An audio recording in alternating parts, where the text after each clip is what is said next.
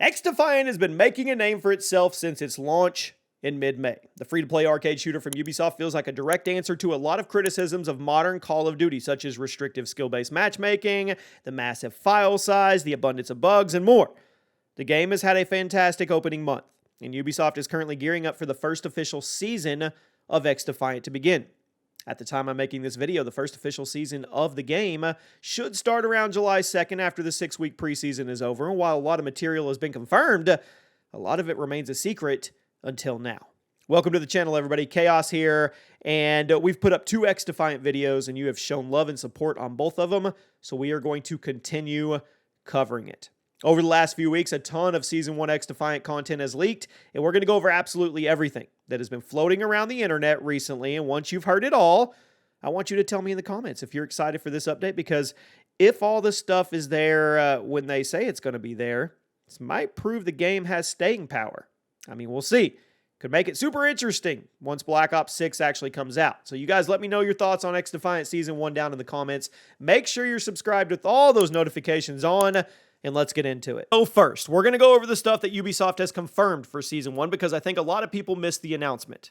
Some of the confirmed content for Season 1 includes a ton of content on the free and paid tiers, just like every single game that's on the market.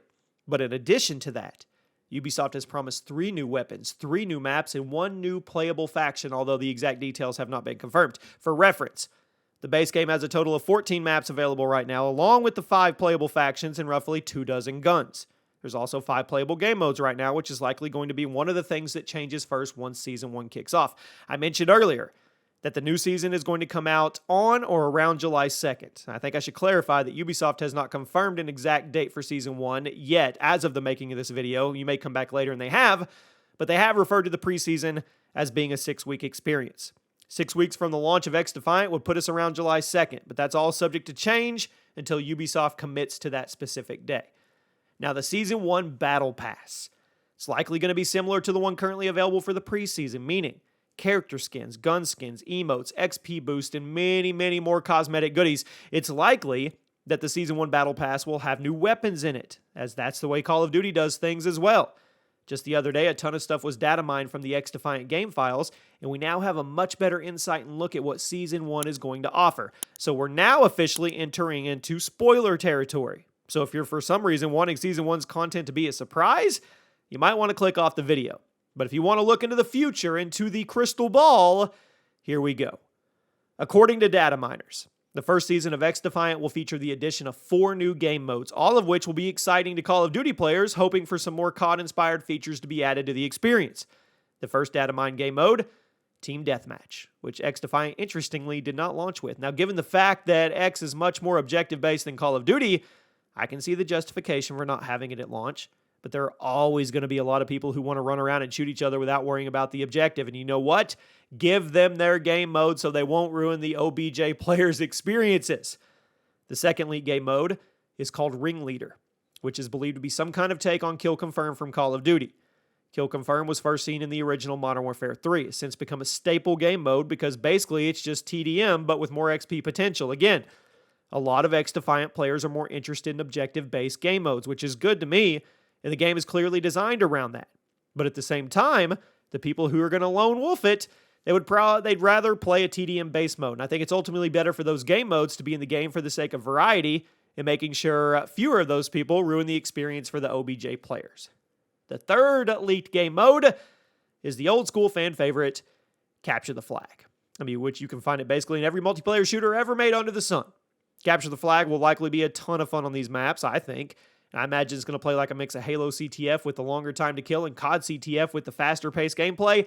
I'm actually really excited about this one. The fourth and final league game mode, Search and Destroy, or the CS game mode, depending on whether you play COD or Counter-Strike.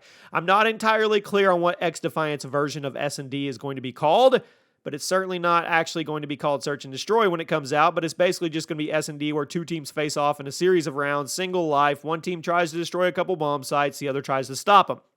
A round-based mode like this is going to be huge. Huge for the XDefiant community, and I really can't wait to see what the team compositions are, what people do. It's going to be fun. Now, believe it or not, there's another 2 game mode names hidden in the game files right now, those being Team Knockout and Supply Run. but there's no gameplay content or details attached to them at the time of this video. Kind of suggests they're not going to be ready until sometime into Season 1 or possibly Season 2. The first 4 league game modes are almost certainly going to drop in the early days of Season 1, assuming they're not just added on launch day, and then those other 2, maybe they drop mid-season, get people to keep coming back. It was also recently leaked that Ubisoft has already chosen the new playable factions for the first 4 seasons of the game. Right now, the playable factions are based on The Division, Far Cry, Splinter Cell, Ghost Recon, and Watch Dogs. However, the leaks state that Season 1 is going to add the operators from Rainbow Six Siege as a new faction, and Season 2 will add the New Dawn Highwaymen from the Far Cry universe as one. Season 3 will bring in the assassins from Assassin's Creed. Can't wait to do that. And finally, Season 4 will add the Ghosts from Ghost Recon Breakpoint. Those are huge. All of those are going to be huge. They are going to sell so many skins. Now, a different leak recently did come out and claim that there is actually going to be a 5th faction added to the game before everyone else. According to that leak, the Season 1 faction is going to be based on the Crew franchise, and then the other 4 factions we just discussed will come out in Season 2 through 5 instead of 1 through 4. So this means Season 1 will be themed to the Crew. Season 2, Rainbow Six Siege. 3, Far Cry New Dawn. 4, Assassin's Creed. And 5, Ghost Recon Breakpoint. Not sure why they chose that Ghost Recon game instead of Ghost Recon Advanced Warfighter or Future Soldier, but whatever. I'm just happy to see Ghost Recon as a franchise get some love in this game. We've covered all that. Now let's talk about maps and weapons. We have a huge list of both, but it's unclear what is coming out when. If you get what I'm saying, then you know that we could see it all, but we don't know when.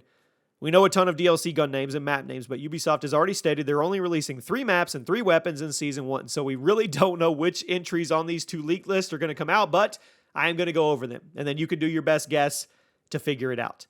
The leak maps, we have 10 leaked names, those being Street Race, White House, Waterfront, Rockefeller, Ski Resort, don't know how to say this one, Jorvik, Himalaya, Bunker, Clubhouse, and Aerospace. And on the guns, we have a list of 8 confirmed ones that are in the works, those being the L115 Sniper Rifle, the LVOA Assault Rifle, the SA-87 LMG, the G36 Assault Rifle, the Thompson Submachine Gun, the FAMAS Assault Rifle, the PP Bison Submachine Gun, and the FAL Rifle. Not sure if it will be an assault rifle or a marksman rifle. So there you go. You give your best guess as to which 3 on both lists could actually make it in Season 1. Now, first official season is the time for Ubisoft to show off how good things are going to be moving forward. They need to make a super good first impression because how they handle the first season will be an indication of how prepared they are to compete with Call of Duty in the long term. Call of Duty new seasons frequently break the game. Will XDefiant be more careful with their updates? XDefiant could be the free alternative to Call of Duty after Black Ops 6 comes out, but they first need to prove they have staying power. Because if they can't maintain staying power before Black Ops 6 comes out, there's absolutely no way it will survive against Call of Duty long term. That's not shade, that's just reality. And for the people that say, oh, they're not against each other, they're 2 separate games.